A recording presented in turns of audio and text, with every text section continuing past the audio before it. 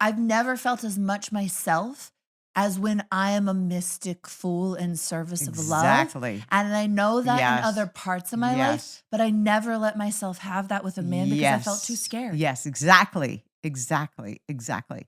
So even already our prayers are already being answered in a way, even though it wasn't the form that we either expected, anticipated, or longed for at that particular time. But right now, I just want to say, I'm so relieved that it didn't turn into anything more than it did for both of us. Well, because for you, right, your situation ended, right? Because both of Yeah. us were in emotional relationships, Right. even if it wasn't sexual. Yeah. And your situation ended, and literally, I think it was that very day you were like, I think I'm in love with Peter Sweeney. And I was like, let's give it a week. I remember. was like, let's give it a week. You You're know, like, Regina, keep your shirt on, sister. I was like, okay, this thing just because this fountain of imploded. love has opened doesn't mean you have to start spewing it all over Peter, But here's the thing. The reason that I reported that to you, because I was Peter, while we uncoupled, he never lost touch with me. Yeah. Now, I broke his heart in every kind of way a woman could break a man's heart. Like, this was a guy who lived to serve me, who wanted nothing more than my happiness. And I was like, you can't do that anymore. I'm done with you. I see a shinier thing. And he did not let his hurt stop the love. And so we would get together like every other week for a night or go to the beach house for a weekend because we share a beach house. He still planted the garden in the beach house. We spent a lot of time there together, like as friends, as lovers, while all this was happening. Like, he always had his hand at my back. And your pussy. He would come and give you orgasms all the time. Oh, queen, all the time. Oh, yeah. And I just want to say, shout out to Peter Sweeney. There's nobody who has more incredible hands, who's more incredible attunement, who knows this body so well, who can just create so much sensation in this body. Like, he is fucking amazing. He's been studying this work of art for 6 years now, and he has got it down. So yeah.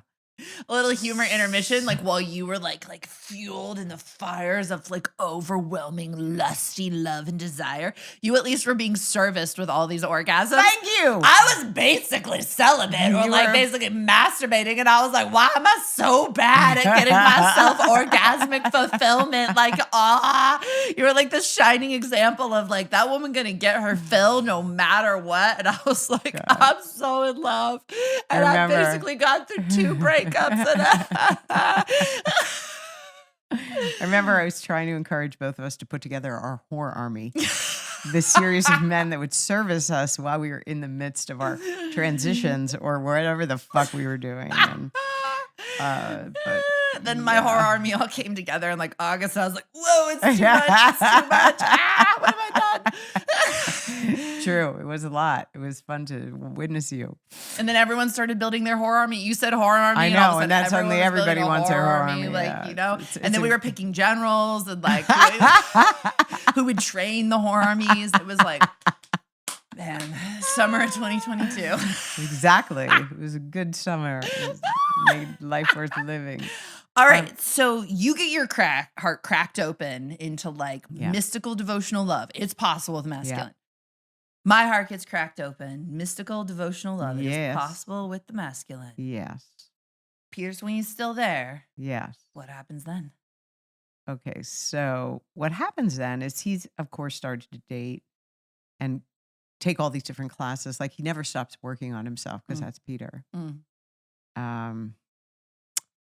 And I can start to feel, because I have these parties once a month called courtesan parties, and he's always invited because all my girlfriends love him and I love him. And so one time he shows up at this courtesan party and it's like, who the fuck is he? He is so smoking hot. You could just feel him in his masculine in the way I had always longed for. And he's showing up like that. And I'm like, whoa, that is insane.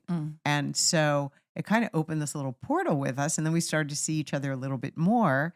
And then we started to have a few weekends at the beach together. And then somehow somebody suggested that we do MDMA together one weekend. Was that you? I don't know if that was me, but I would like to take some level of responsibility for your awakening into psychedelic exploration. No, you've had an extreme contribution to me, introducing to me to many new worlds and experiences that went beyond anything I'd ever experienced. Yes, and thank you. They've all been magical and continue to be. So I was, because of you, I was open to the yes for that. And somehow a really good friend of ours kind of set us up, and Annie created a ritual for us, and we did MDMA. It was the first time I ever did it, not as a party drug, but as a one-on-one experience. And literally from the minute that that substance interfaced with my body, which I understand it's used very often for healing from PTSD, which I definitely had, that I didn't really recognize the depth of PTSD that I had as a result of the abuse from my childhood. It melted something inside of me where my heart and my pussy were in bed with the same man. Oh my God, for the first time in my entire life. And this was the amazing part that was like so 3D, 4D, 5D. When I would touch him or he would touch me, I was touching at that time, 5 years of devotional love. I was touching the body of the man who never stopped loving me, even when I loved another. I was touching the kissing, opening my heart, my pussy to the man who never stopped loving me, never stopped showing up for me. The man who had seen me through so much with my daughter, with my family, with, who built this beach house for me, for fuck's sake. Like, it was almost like I was weeping with gratitude that I had made it through to this moment, that my whore and my heart were one, and that I could open fully, sensually to Peter in a way that I had never, ever, ever opened to any man. And it was astonishing. And we ended up spending like literally 12 hours just connecting sensually. We just did not want to leave the bed. We did not want to do anything but just be together, touch each other, kiss each other, make love with each other, just talk, And then finally, I think we went to sleep. And then I always wake up early to journal. And I remember sitting down and journaling to try to capture what had happened.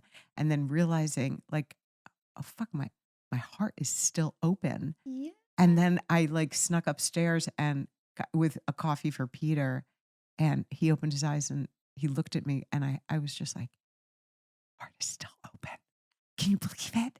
And he was just like laughing. And we ended up spending like literally the next 2 days in bed together. Yeah. Like just like all of the love, all of the sex, all of the polarity, all of that erotic aliveness suddenly was there. And I could not believe like and he was even like grateful.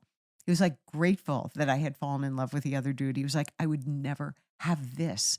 Like, thank God your collie came out and, cut off what that was, because I would still be in my pleaser. There are so many women that would have never let me go because a pleaser would be enough. Thank you for allowing this transformation. Like he got the whole thing right there. It was insane. And it was literally, without a shadow of a doubt, aside from giving birth to my daughter, which was insanely fun, it was like the best experience of my entire life. It was everything that I longed for. It was the thing that people, I guess, long for or strive for when they get proposed to or get married, but I'd never been able to taste or touch that. It wasn't until this that I got to feel like, oh my God, I am deeply, desperately, irrevocably, ecstatically in love with this man, and I am able to live it. I'm utterly surrendered to it. And it was like, wow, I was born for this moment in time. So grateful.